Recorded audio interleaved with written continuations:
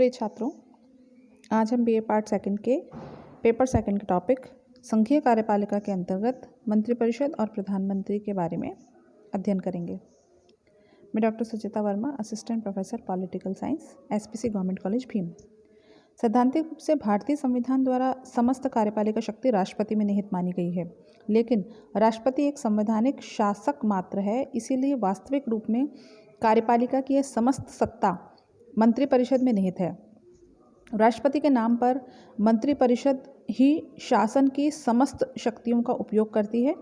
संविधान के अनुच्छेद 74 में लेख है कि राष्ट्रपति को उसके कार्यों के संपादन में सहायता एवं परामर्श देने के लिए मंत्रिपरिषद होगी, जिसका प्रधान प्रधानमंत्री होगा।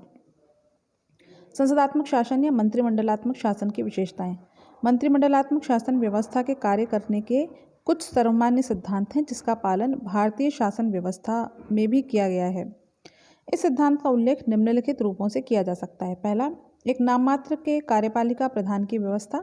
दूसरा, व्यवस्थापिका और कार्यपालिका में अभिन्न संबंध। तीसरा, न्याय मंत्रिपरिषद और राजनीतिक एकता। चौथा, मंत्रिपरिषद का संसद के प्रति सामूहिक उत्तरदायित्व।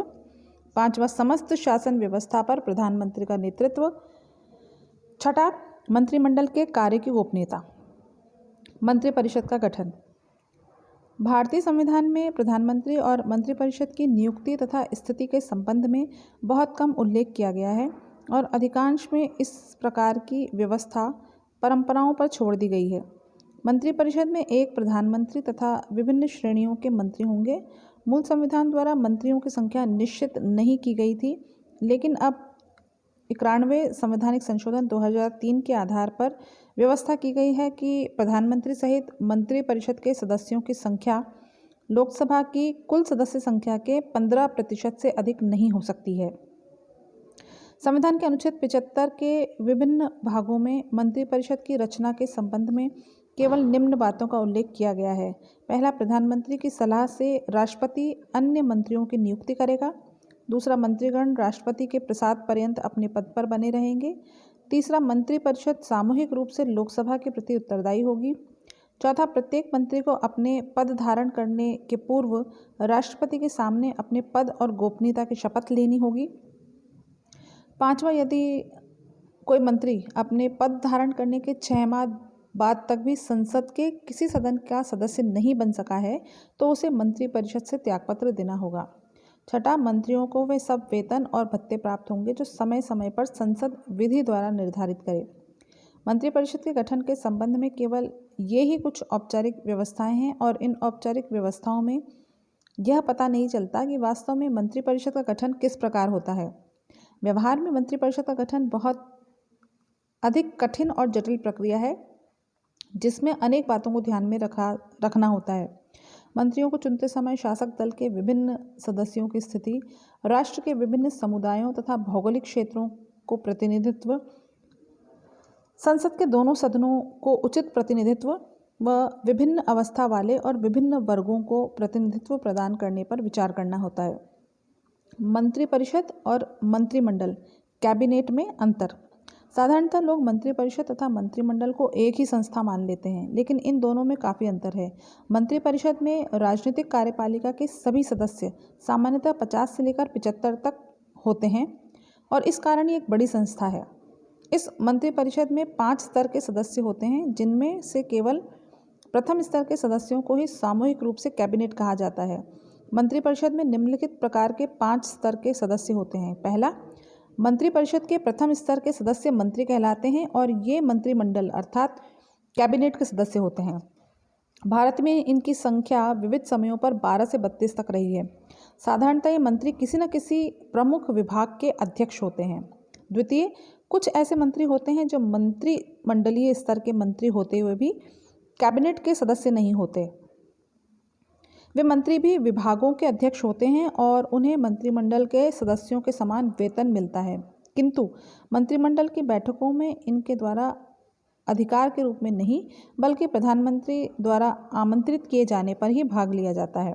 तीसरे श्रेणी में राज्य मंत्री आते हैं, जिनकी स्थिति पूर्ण मंत्री या उपमंत्री के बीच की होती है। ये विशेष महत्वपूर्ण विभागों से संबद्ध रहते हैं और कभी कभी इनके द्वारा विभाग के स्वतंत्र प्रधान के रूप में भी कार्य किया जाता है। प्रधानमंत्री द्वारा इस श्रेणी के मंत्रियों को मंत्रिमंडल की उन बैठकों में आमंत्रित किया जा सकता है जबकि उनके विभाग से संबंधित प्रश्न मंत्रिमंडल के विचाराधीन होते हैं। चौथे, राज्य मंत्रियों के बाद उपमंत्रियों की श्रेणी आती है जो ज्येष्ठ मंत्री के अधीन रहते हुए उस मंत्री की सहायता करते हैं। पांचवें, उपमंत्रियों के नीचे के स्तर में संसदीय सचिव होते हैं। वे विभागीय मंत्रियों को प्रशासनिक और विशेष रूप से संसदीय कार्यों के संबंध में सहायता पहुंचाते हैं। उपयुक्त पांचों श्रेणियों के मंत्रियों को सामूहिक रूप से मंत्रिपरिषद के नाम से संबोधित किया जाता है। इस प्रकार मंत्रिपरिषद एक वृहद संस्था है जिसमें सभी श्रेणियों के मंत्री सम्मिलित होते हैं, लेकिन मंत्रिमंडल कैबिनेट मंत्रिपरिषद के अंतर्गत एक छोटा सा समूह होता है जिसमें सिर्फ प्रथम श्रेणी के मंत्री होते हैं जो विभागों के प्रधान होते हैं और जिनके द्वारा सामूहिक रूप से संपूर्ण प्रशासनिक नीति का निर्धारण किया जाता है। रैमसे मेयर ने मंत्रिमंडल के संबंध में कहा है कि यह मंत्रिपरिषद का हृदय है, शासन का परिचालन यंत्र है जिसमें सभी महत्वपूर्ण विभागों के राजनीतिक अधिकारी सम्मिलित रहते हैं। इसी प्रकार मंत्रिमंडल का प्रत्येक सदस्य मंत्रिपरिषद का सदस्य होता है, लेकिन मंत्रिमंडल एक ऐसी संगठित इकाई है जिसके सदस्य मंत्रिपरिषद के केवल कुछ ही लोग होते हैं। इस प्रकार मंत्रिमंडल या कैबिनेट मंत्रिपरिषद का भीतरी चक्र है। यह मंत्रिपरिषद की सबसे अधिक महत्वपूर्ण आंतरिक समिति के रूप में होता है।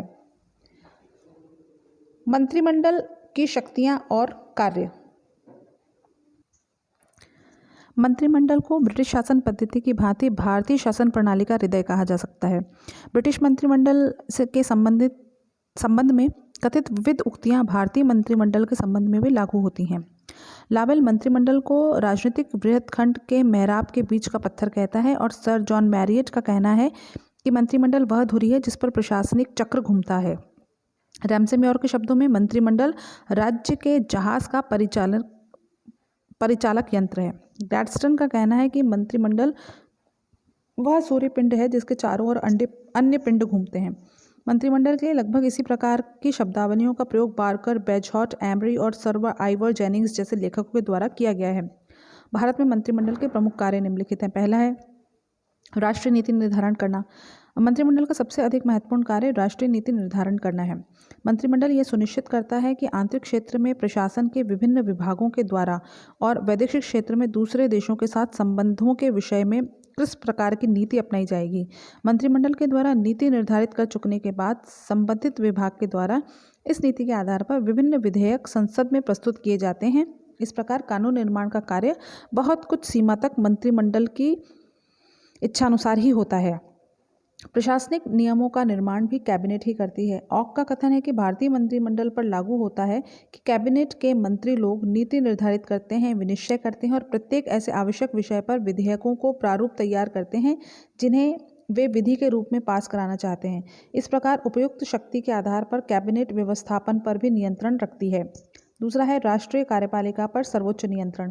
सैद्धांतिक दृष्टि से संघ सरकार की समस्त कार्यपालिका शक्ति राष्ट्रपति के हाथों में होती है, लेकिन व्यवहार में इस प्रकार की समस्त कार्यपालिका शक्ति का प्रयोग मंत्रिमंडल के द्वारा किया जाता है। मंत्रिमंडल में विभिन्न विभागों के अध्यक्ष होते हैं। वे अपने विभागों का संचालन करते हैं और उनके कार्यों की देखभाल करते हैं। मंत्रिमंडल ही सरकार की नीति को कार्यान्वित करने के उद्देश्य से विभिन्न विभागों को एक सूत्र में बांधता है। व्यवहार में राष्ट्रपति के अधिकारों का प्रयोग मंत्रिमंडल ही करता है, इसीलिए युद्ध, शांति या वैदेशिक नीति से संबंधित प्रश्नों का निर्धारण भी करता है। इस प्रकार मंत्रिमंडल देश की सर्वोच्च कार्यपालिका तथा राष्ट्रीय नीति का निर्देशक होता है। अध्यादेश तथा प्रदत्त व्यवस्थापन के कारण मंत्रिमंडल के अधिकार और भी बढ़ गए हैं। अध्यादेश जारी करने का अधिकार राष्ट्रपति को प्राप्त है, लेकिन व्यवहार में इसका प्रयोग मंत्रिमंडल ही करता है। मंत्रिमंडल का समन्वयकारी कार्य। प्रशासनिक सुविधा के लिए सरकार के विभिन्न विभागों में विभाजित होने पर भी सरकार में एक प्रकार की आंगिक एकता पाई जाती है और सुशासन के लिए प्रशासन के विभिन्न विभागों में समन्वय नितांत आवश्यक होता है। विभिन्न विभागों में इस प्रकार का समन्वय स्थापित करने का कार्य मंत्रिमंडल के द्वारा किया जाता है। मंत्रिमंडल समस्त विभागों में नीति संबंधी समन्वय स्थापित करता है और इस बात का प्रयत्न करता है कि मंत्रिमंडल के समस्त विभागों में नीति संबंधी समन्वय स्थापित करता है और इस बात का प्रयत्न करता है कि मंत्रिमंडल के समस्त विभागों में नीति व अधिकार क्षेत्र संबंधी विवाद उत्पन्न नहीं हो तथा उनके द्वारा परस्पर सहयोग किया जाए। विभिन्न विभागों के अधिकारियों में समन्वय स्थापित करने के लिए ही वर्तमान समय में मंत्रिमंडलीय समिति की स्थापना की गई है। वित्तीय कार्य। देश की आर्थिक नीति का निर्धारण करने का उत्तरदायित्व भी एक प्रकार से मंत्रिपरिषद का ही होता है। इस हेतु उसके द्वारा प्रत्येक वर्ष संसद के सामने देश के संभावित आय व्यय का ब्यौरा बजट प्रस्तुत किया जाता है। बजट मंत्रिमंडल द्वारा निर्धारित नीति के आधार पर वित्त मंत्री द्वारा तैयार किया जाता है और वही उसे लोकसभा में प्रस्तुत करता है। अन्य वित्त विधेयकों को भी मंत्रिमंडल ही लोकसभा में प्रस्तुत करते हैं। वैदेशिक संबंधों का नियंत्रण। कैबिनेट द्वारा देश के वैदेशिक संबंधों का नियंत्रण रखा जाता है। विदेशी राज्यों के अध्यक्षों या सरकारों के साथ समस्त वार्ताओं का संचालन प्रधानमंत्री या विदेश मंत्री या प्रधानमंत्री के किसी अन्य प्रतिनिधि द्वारा किया जाता है और जब इस वार्ता के परिणाम स्वरूप कोई संधि या समझौता हो जाता है तो संसद को उसके संबंध में सूचना दे दी जाती है और यदि आवश्यकता हुई तो संसद से उसकी स्वीकृति भी प्राप्त कर ली जाती है। वैदेशिक संबंधों के संचालन में संसद की भूमिका बहुत ही गौण होती है। इसका प्रमाण यह है कि 1971 में सोवियत संघ के साथ मैत्री संधि से पूर्व लगभग 2 वर्षों से बातचीत चल रही थी, लेकिन संसद को इस संबंध में तभी सूचना मिली जब अगस्त 1971 में संधि पर हस्ताक्षर हो गए। कई बार सरकार विदेशों के साथ गुप्त संधि और समझौते करती है और संसद को इस बारे में सूचना भी नहीं दी जाती। वैदेशिक संबंधों के संचालन में गुप्तता की आवश्यकता होती है और इस कारण यह कार्य कैबिनेट के द्वारा ही किया जाता है, संसद के द्वारा नहीं। नियुक्ति संबंधी कार्य। संविधान के द्वारा राष्ट्रपति को जिन पदाधिकारियों की नियुक्ति करने की शक्ति प्रदान की गई है, व्यवहार में इन पदाधिकारियों की नियुक्ति मंत्रिमंडल के द्वारा की जाती है। मंत्रिमंडल के परामर्श से ही संसद के दोनों सदनों के मनोनीत सदस्य नियुक्त किए जाते हैं। राज्यों के राज्यपाल, उच्चतम न्यायालय के न्यायाधीश, उच्च न्यायालयों के न्यायाधीश, महाधिवक्ता, महालेखा परीक्षक और सेना के सेनापतियों की नियुक्ति मंत्रिमंडल के परामर्श से ही की जाती है। वास्तव में मंत्रिमंडल बहुत अधिक शक्तिशाली होता है और देश की समस्त राजनीतिक और प्रशासनिक व्यवस्था पर उसका अधिकार होता है। मंत्रिमंडल की बैठकें ये प्रधानमंत्री के इच्छानुसार होती हैं। प्रधानमंत्री के द्वारा इन बैठकों का कार्यक्रम निश्चित किया जाता है। साधारणतः मंत्रिमंडल की बैठक सप्ताह में एक बार होती है, लेकिन विशेष परिस्थिति में सप्ताह में एक से अधिक बार भी ऐसी बैठकें हो सकती हैं। इन बैठकों में सभापति का स्थान प्रधानमंत्री द्वारा ग्रहण किया जाता है। बैठकों की समस्त कार्यवाही गुप्त रखी जाती है। मंत्रिमंडल की बैठकों में जो कुछ भी निर्णय लिए जाते हैं वे मंत्रिमंडल के सभी सदस्यों के लिए अनिवार्य रूप से मान्य होते हैं और मंत्रिमंडल का कोई सदस्य त्यागपत्र देकर ही इन निर्णयों का विरोध कर सकता है।